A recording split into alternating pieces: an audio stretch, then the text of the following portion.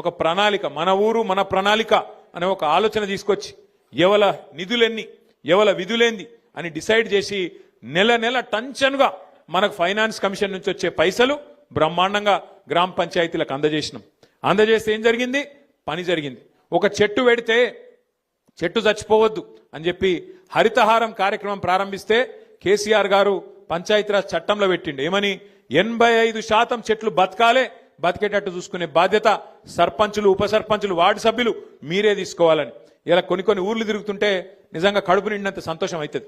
ఆ పెరిగిన చెట్లు, ఏపుగా పెరిగిన చెట్లు అద్భుతంగా నీడనిస్తుంటే, మన పిల్లలకు రక్షణ ఇస్తుంటే గొప్పగా హృదయం ఆనందంతో ఉప్పొంగిపోతుంది. నిన్న నేను సూర్యాపేట జిల్లాకు పోయి ఆడికెళ్ళి మన తుంగతుర్తి వెళ్ళి సూర్యాపేట పోతుంటే అక్కడ మధ్యలో ఒక ఊర్లో ఆగిన మనోళ్ళు ఆపితే, అక్కడ అప్పుడే ఎలక్షన్ అయింది, కౌంటింగ్ అవుతుంది, మనోళ్ళు ఆపినరు. ఆగిన నేను ఆగితే ఆ ఊరు పేరు ఏపూరు. ఆ ఏపూరు అనే గ్రామం నిజంగా ఎంత గొప్పగా అనిపించిందంటే నాకు, మంచిగా ఆడ చెక్ డ్యామ్ కట్టిరు. ఆ చెక్ డ్యామ్ పక్కన మొత్తం నీళ్ళు ఆగి ఉన్నాయి. మంచిగా బతుకమ్మ ఘాటు కట్టుకున్నారు, ఆడ మంచి ఇట్లా మెట్లు కట్టుకున్నారు. పెద్ద ఊరు, దగ్గర 3000 ఓట్లు ఉంటాయి, పెద్ద ఊరు. ఆ ఊళ్ళే మొత్తం ఒక వైకుంఠ ధామం కట్టిరు, ఒక పెద్ద శివుని విగ్రహము, వైకుంఠ ధామం, మంచి కాంపౌండ్ వాళ్ళు, బ్రహ్మాండంగా. ఉత్తమ గ్రామ పంచాయతీగా వాళ్లకు దేశంలోనే అవార్డు వచ్చింది. అట్లా ఆ తీరుగా పనిచేయాలి చేస్తే. ఎందుకంటే సర్పంచ్ చేయాలి, మీరు గెలిచిరు, సంతోషం, 5 ఏళ్లకు మీరే ఉంటారు, గ్రేటు. కానీ పని చేసి చూపెడితే, పని చేసి ప్రజలకు, ఎందుకంటే ప్రతి ఒక్కరు మీరు మాట ఇచ్చింటారు, ఫలానా పని నేను చేస్తా అని చెప్పింటారు. కాబట్టి మనం చేయాల్సిందల్లా ఏంటంటే పదవులకు వచ్చుడు ముఖ్యం కాదు. పదవులకు వచ్చినాక ఆ పదవికి వన్నె తెచ్చే విధంగా, ఆ పదవికి గౌరవం పెంచే విధంగా ప్రజల ముందు నడుచుకుంటేనే మనని యాది పెట్టుకుంటారు. ఇగో ఫలానా సర్పంచ్ గారు ఉన్న టైంలో ఇగో ఫలానా పని అయింది, ఇంత గొప్పగా పనిచేసి మా ఊరును బాగా చేసిండ్రు అనే విధంగా ఆలోచించడం జరుగుతుంది. ప్రజలు కూడా యాద్ చేసుకోవడం జరుగుతుంది. ఎందుకంటే పదవులు పోతాయి, ప్రాణాలు కూడా పోతాయి, కానీ మిగిలేది పేరు ఒక్కటి మాత్రమే. మిగిలేది మనిషికి జీవించినంత కాలం మంచిగా పనిచేస్తే మరణించిన తర్వాత కూడా మిగిలేది పేరు ఒక్కటే. కాబట్టి దయచేసి నేను మిమ్మల్ని కోరేది, ఏ గౌరవం అయితే ప్రజలు మీకు ఇచ్చిండ్రో, ఏ గౌరవం అయితే మన పార్టీ నాయకులు, కార్యకర్తలు ఇవాళ కష్టపడి మీకు అందించినరో, మీ గెలుపును అందించినరో, మీరు ఆ గెలుపును ఆస్వాదించండి. కానీ మీకు వచ్చిన ఈ పదవిని ప్రజల కోసం, మన పనుల కోసం, గ్రామం పనుల కోసం పూర్తి స్థాయిలో వినియోగించండి. అండగా మేముంటాం.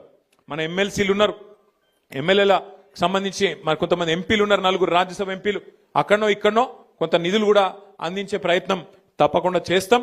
భయపడవలసిన అవసరం లేదు. అట్లాగే మీకు ఫైనాన్స్ కమిషన్ ద్వారా వచ్చే డబ్బులు రొటీన్గా రాజ్యాంగబద్ధంగా వచ్చేటి ఎట్లాగూ వస్తాయి. ఇయ్యకపోతే అసెంబ్లీలో, శాసన మండలిలో, పార్లమెంట్లో వాళ్ళను తప్పకుండా నిలదీసి ఆ డబ్బులు ఇప్పించే బాధ్యత కూడా మేము తీసుకుంటామనే మాట కూడా నేను మీకు విజ్ఞప్తి చేస్తున్నా. మీ మీద ఎవరు ఏమీ చేయలేరు. ఎవరు బెదిరించినా, ఎవరు ఎన్ని రకాల ప్రలోభాలు పెట్టినా వాటికి లొంగకుండా మీరు ఆల్రెడీ గెలిచి వచ్చినారు. చాలా చాలా సంతోషం. నేను మిమ్మల్ని కోరేది ఒకటే, అరే మన పని అయిపోయింది, మరిగా మనం పక్క కూర్చుంటామంటే నడవదు. ఇంకొక మన జిల్లాలోనే ఇంకొక 4-5 మండలాలు ఎలక్షన్ ఉంది, అక్కడ కూడా మీరు దిగాలి. మీ చుట్టాలో, దోస్తులో, వాళ్ళలో వీళ్ళు ఉంటే మన పార్టీ నాయకులు గెలిచేటట్టు. ఎందుకంటే ఒక్కొక్కరు ఎలక్షన్లు ఎంత కష్టపడ్డారో మీకు తెలుసు, మీ ఎలక్షన్లు ఎంత తనలాడిరో మీకు తెలుసు. కాబట్టి అక్కడ మనోళ్ళు కూడా కొట్లాడుతున్నారు 17 తారీఖు రోజు. వాళ్ళు కూడా గెలిచేటట్టు మీరు కూడా మరి వేడి నీళ్ళకు సన్నీళ్ళు సాయం అన్నట్టు కొంత సాయం చేయండి. అవసరమైతే ఒక రోజు ఒక పూట అడిదికి పోయిరాన్రి. అక్కడ కూడా మీకు తెలిసిన వాళ్ళు, దోస్తులో, చుట్టాలో, క్లాస్మేట్స్ ఎవరైనా ఉంటే ఒక అడుగు పక్కకు పోయి అక్కడ కూడా చెప్పి రావాలి, మనోళ్ళు గెలిచేటట్టు చూసుకోవాలి. ఎందుకంటే పెద్దలు ఒకటే చెప్తారు, ఎక్కడ పోగొట్టుకున్న దాన్ని మళ్ళీ అక్కడనే దేవులాడుకోవాలి.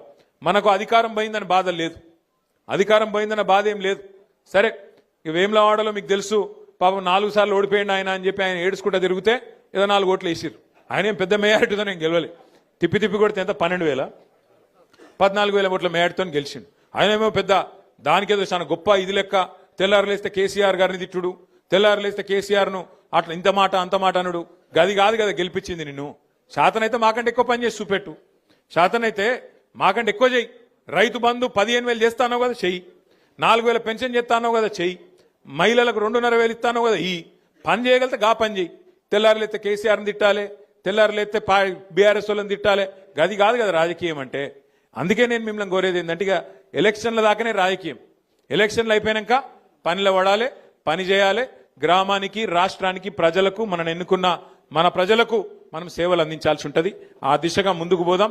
మీ అందరికి కూడా 84 మంది సర్పంచులు, అదేవిధంగా గౌరవ ఉప సర్పంచులు, వార్డు సభ్యులు ఎవరెవరైతే గెలిచి వచ్చిండ్రో వాళ్ళని ఎవరెవరైతే గెలిపించిండ్రో వాళ్ళందరికీ శుభాకాంక్షలు తెలియజేస్తూ నేను దయచేసి మిమ్మల్ని కోరేది ఆగమాగం చేయకూరి ముందు సర్పంచ్లకు సన్మానం చేద్దాం. ఎందుకంటే వాళ్ళందరూ కష్టపడి గెలిచి వచ్చిండ్రు. 84 మంది ఇక్కడ ఉన్నారు. మిగతా వాళ్ళు జర్ర ఓపికగా ఉండాలి. మండలాల వారీగా గ్రామాల వారీగా మన ప్రెసిడెంట్ గారు పిలుస్తారు. వాళ్ళు పిలిచిన వాళ్ళే రావాలి. డిసిప్లిన్ గా దయచేసి సహకరించాలని కోరుతూ మళ్ళొక్కసారి మీ అందరికీ గట్టిగా చప్పట్లతో అభినందనలు చెప్పాలని చెప్పి కోరుతూ జై తెలంగాణ. వేదిక మీద కూర్చున్న వాళ్ళు చప్పట్లు